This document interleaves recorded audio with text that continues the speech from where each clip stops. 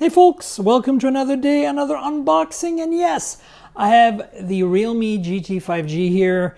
Been very much looking forward to this phone for a while, so let's unbox it together. This is a flagship from Realme, Snapdragon 888. Very affordable. I'll put the pricing right here. There's different tiers and different memory configs and stuff. So here it says Realme GT with nice little yellow Realme thing. There is iMaze here on the back, but Qualcomm Snapdragon 888 5G, 65-watt Super Dart. That's the same as Oppo Super VOOC and OnePlus 65-watt charging. 120 Hz Super AMOLED, 64 megapixel triple camera. That's the Sony IMX682. So yeah, let's get this started, shall we? Dun dun dun dun dun dun dun dun. Whoa, this is a hard one. Oof, there we go. Nothing inside. Hey, comma. Welcome to Realme family. It's missing the. All right, Realme. Got a SIM removal tool. All right, let's open this up. I think this is how it goes. And what we've got here is, a case, and that's it, folks. All right, so we got a translucent smoked TPU case. I like these. They fit well. They come with it. So until you find a better case, you got this to use. Pretty awesome. All right, then we've got a couple of manuals here. This looks like the quick start guide, and this looks like the safety warranty, blah, blah, blah. We don't care. So let's have a look at the quick guide, shall we? And by the way, stay tuned for the end of the video where I have an extra little accessory to unbox alongside this phone. This is what it looks like. Chinese. So gives you a layout and everything. Okay, nothing too exciting. We got a cable.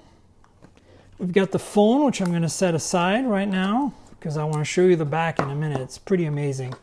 Divider and Super Dart. Look at that. USB-C. So 65 watt. And all right, pretty awesome. And then, we've got the cable here. It's a Type-C to Type-C. You can see one end right there. And then the other end right there. So pretty much what you'd expect. Nothing too surprising here. All right, the phone is what we came for. So let's get going. Check out this back. Yeah. You excited yet? All right, let's see if I can open this up. I'm going to have to use a little tab in the back. So let's get that started. All right, there's an iMaze sticker back here. So I'm going to remove that as well. And here we are. All right. Ta-da! Check that out. Yes, this is faux leather, folks. And this is glass. Triple camera pod. This is a good looking phone. Wow. All right. Let's give you a quick tour of the edges. All right. So on the right hand side here, you've got the power lock key, which has a yellow accent. Look at that. Here you've got on the bottom the speaker, USB Type-C, primary microphone, and headphone jack. Now this does have stereo speakers, so it uses the earpiece on top for a second speaker, which is good news. On the left-hand side, you got the volume rocker here and the SIM slot, which does not have micro SD support, so be aware of that. And then on top here, you've got secondary microphones, pretty standard layout. Now, from the feel of this, I think this is a plastic mid-frame. So that wouldn't be too surprising. And let's fire it up, shall we? There we go. And while it's booting up, let me tell you about the display. So this is a 6.43 inch, 1080p, Super AMOLED, 120 Hz display. So 6.43 inches, 1080p, 120 Hz AMOLED display. And this is what it looks like. You can see there is a front-facing camera here that is a 16 megapixel f/2.5 with 1 micron pixels. The guts of this are a Snapdragon 888, right? It's a top-of-the-line flagship for Realme, so that makes sense. You also either get 8 gigs of RAM, 128 gigs of storage, or 12 gigs of RAM and 256 gigs of storage with UFS 3.1. Again, no surprises here. Inside, the battery is 4,500 milliamp hour, right? And it charges at 65 watt, as mentioned, which is pretty awesome. There is no wireless charging on this phone though, so you have to keep that in mind. And it does have, however, NFC, so you can use it for Google Pay, which is great. And then, yeah, that's it in terms of specs overall. Let's talk about these three cameras in the back. The 64 megapixel main camera is f/1.8 and has 0.8 micron pixels. It pixel bins, of course, 4:1. This is a Sony IMX682, which is kind of like a pretty decent second tier Sony 64 megapixel sensor. The 686 is slightly better, but really very close. We get an 8 megapixel 119 degree ultra wide with an f/2.3 lens and 1.12 micron pixels, and we get a 2 megapixel, I presume, fixed focus f/2.4 macro. And that is this for the camera pod in the back. So nothing too spectacular, but again, design, affordable, good specs, hits all the right points. Honestly, I think it's pretty exciting. So stereo audio, you know, you just don't have wireless charging, but other than that, this is a pretty complete package for a flagship that's really affordable.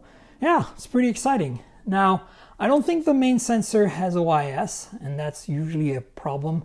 But, you know, again, it's still cheaper than, say, a OnePlus 9 at this point. So that's, you know, you pick your battles, I guess. I would have loved to see that and maybe a metal frame, but can't have it all. All right. So anyway, folks, let me know what you think. Do you think this is a beautiful phone? Would you buy it? I don't know if it works on US 5G bands. Obviously, it will work on LTE, but it'll be interesting to see which US 5G bands it supports, if any. Maybe T-Mobile, hopefully T-Mobile. We'll find out. I'll let you know on the podcast. As you know, this entire channel is a compliment to my podcast at mobiletechpodcast.com. We're on Google Podcasts, Apple Podcasts, Pocket Casts, and Spotify. If you subscribe and tell friends, it'll be great because you'll be able to get my review of this phone. I'll tell you all about it on the podcast. And then, you know, please like, subscribe, tell your friends, and click on the notification bell. And, you know, tell me in the comments, would you buy this phone? Is this something you're excited about? Especially if you're in Europe where this phone is marketed and sold. Is it a good price? Tell me in the comments. I'd love to discuss that with you. And that's it, folks. I'll have more videos soon. This is the Realme GT 5G. Oh, and before we go, I forgot. There's a little accessory that came with this phone. So let's unbox that real quick. It's the Realme Watch 2.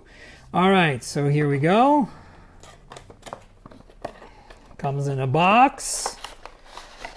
Tells you here a few things.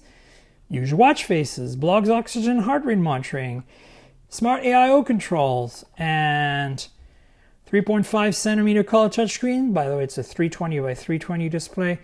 12-day battery life, 90 sports mode. That's it, folks. All right, let's have a look. This is the watch. Here we go. And we've got a little box here. I guess this is a charging cable. Charging puck, actually. Let's have a look at this. Let's have a look. So there you go. It says Realme. And that looks a lot like the charging puck for the OnePlus watch, actually. Makes sense since BBK owns both OnePlus and Realme. So USB Type A. Then here we've got manual, warranty card. Cute little manual. You can download the app, all that stuff. Let's check out the watch. So this is 50 euros, folks. Pretty amazing. Check it out. Ta-da! It's got quite the bezels, to be honest with you. It just vibrated. Feels very light. Feels like it might be made of plastic. Dare to Leap, which they also put on their phones sometime. Interesting. Standard watch bands, which is nice. Takes a little while to boot, but I guess we'll just get a barcode once it's done. So it does have something like a 300 and something milliamp hour battery. And here we are, a language selection, English, and there's the barcode. I told you it'd just be a barcode. All right, let me see here. We've got 320 by 320 display, standard 22 millimeter bands, which is cool. 12-day battery life. And it's got all the sensors, Bluetooth, of course, because this is basically a fitness band disguised as a smartwatch. So I'll take it for a spin and let you know what I think. Stay tuned for more videos. Cheers, everybody.